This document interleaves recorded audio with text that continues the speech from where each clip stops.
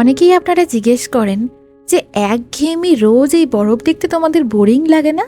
আমি বলবো না, একদমই বোরিং লাগে না, বরঞ্চ বেশ রোমাঞ্চকর এবং অ্যাডভেঞ্চারাস লাগে।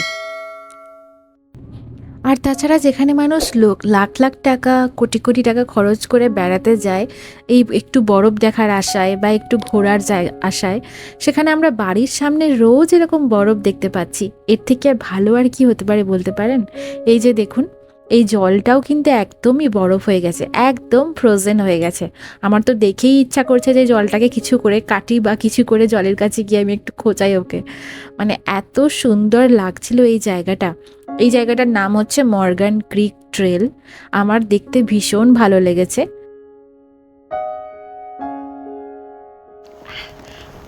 আজকে আমরা আবার সবাই মিলে বেড়াতে চলে এসেছি একটু ক্রিক, কি নাম এটা? Morgan creek trail. Morgan creek ট্রেলে এসেছি আমরা। চলো তোমাদেরকে ঘুরে দেখাচ্ছি। আরে ছবি তুলে নি, সন্ধ্যে হয়ে যাবে।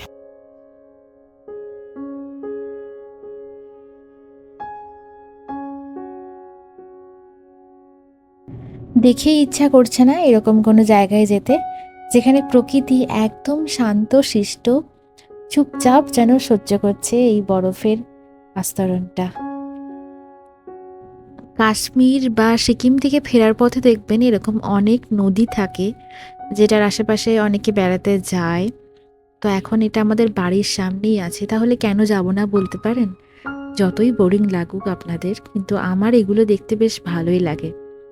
কয়েকজন কমেন্ট করেছিলেন আমার ভিডিওতে, আশা করি আপনারা উত্তর পেয়ে গেছেন। একটা উঁচু বিল্ডিং থেকে নিচে তলাটা কেমন লাগে, চারিদিকটা যদি বরফ পড়ে থাকে, সেই ভিউটাও আপনাদের দেখালাম। কেমন লাগছে অবশ্যই কমেন্ট করে জানাবেন।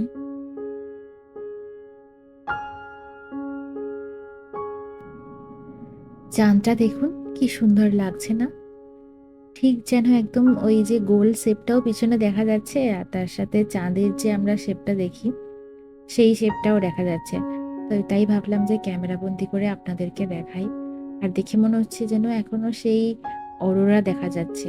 উপরের আকাশটা নীল আর নিচের আকাশটা একদম অরেঞ্জ। এরপর বাড়ি এসে আমি একটু চিড়ে ভাজা বানিয়ে নিলাম। খুব খিদে পেয়ে গেছিল, তাই ভাবলাম যে চট জলদি কি বানানো যায় যেটা স্টোর করেও রাখা যাবে অনেক দিন, যখন ইচ্ছা আর কি খাওয়া যাবে। সেজন্য আমি অনেকটাই বানিয়ে রাখলাম একসাথে এয়ার ফ্রায়ারে। তো প্রথমেই আমি এখানে থিন যে পাতলা চিড়েটা হয় সেটা দিয়ে দিয়েছি।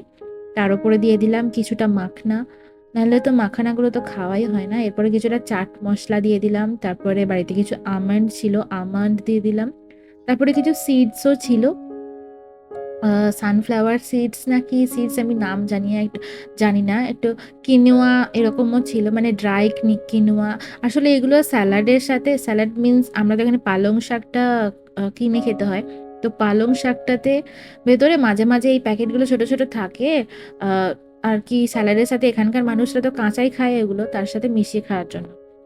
তারপরে ছিল ক্র্যানবেরিও কিছু দিয়ে দিলাম। তারপরে দিয়ে দিলাম একটু ওটসটাও বেশ ভালো লাগে চিড়ে ভাজার সাথে। তো এত কিছু মিশিয়ে রাখার কারণ হচ্ছে যে এই জিনিসগুলো বাড়িতে থাকে, খাওয়া হয় না, তাই ভাবলাম চিড়ে ভাজা করছি যখন সব কিছু একবারে মিশিয়ে দিই, যাতে জিনিসটা খাওয়াও হবে আর উঠে যাবে, আর এগুলো খেতেও ভালো লাগে। তারপরে ছিল কিছুটা কর্নফ্লেক্সও আমি দিয়ে দিলাম এর মধ্যে।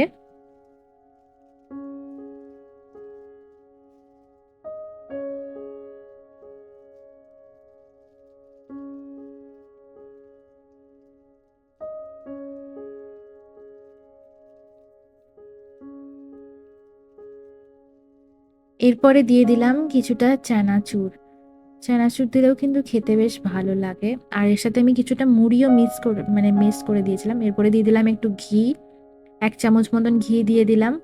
ঘিয়ের জায়গায় আপনারা তেলও ইউজ করতে পারেন, কোনো অসুবিধা নেই। আমি জাস্ট আমার ভালো লাগে ঘিয়ের গন্ধটা, আর তাছাড়া ঘি খাওয়া ভালো মাঝে মাঝে, তাই ঘিটাই একটু অল্প করে দিয়ে দিলাম। এরপর একটু নুন আর সামান্য পরিমাণে একটু চিনিও দিয়ে দিলাম। নুন আর চিনি দুটো দেওয়ার কারণ হচ্ছে যে একটু মিষ্টি মিষ্টি থাকলেও জিনিসটা খেতে বেশ ভালো লাগে। আর যেহেতু এখানে এয়ার ফ্রায়ারে দিচ্ছি, বাইরে বেরিয়ে তারপরে চিনিটা মেশানো থেকে একবারে দিয়ে দেওয়াই ভালো। এরপর সব একবারে ভালোভাবে মিক্সড করে এয়ার ফ্রায়ারে দিয়ে দিলাম কয়েক মিনিটের জন্য।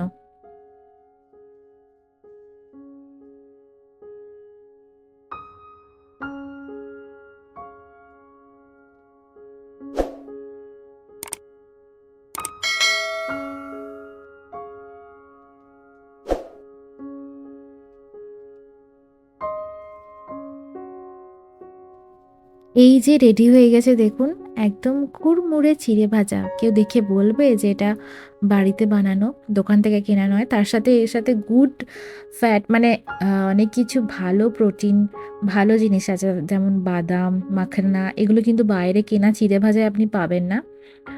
তাছাড়া আরও অনেক রকমের বাদাম টাদাম মিশিয়ে এটা দেখুন, দেখেই মনে হচ্ছে খেতে ইচ্ছা করছে, তাই না? তো আজকের ভিডিওটা এখানেই শেষ করছি। কেমন লাগলো অবশ্যই জানাবেন। যদি ভালো লেগে থাকে পরবর্তী ভিডিও দেখার জন্য সাবস্ক্রাইব করে পাশে থাকতে পারেন। সবাই ভালো থাকবেন, সুস্থ থাকবেন। দেখা হচ্ছে পরের কোনো ভিডিওতে। টাটা।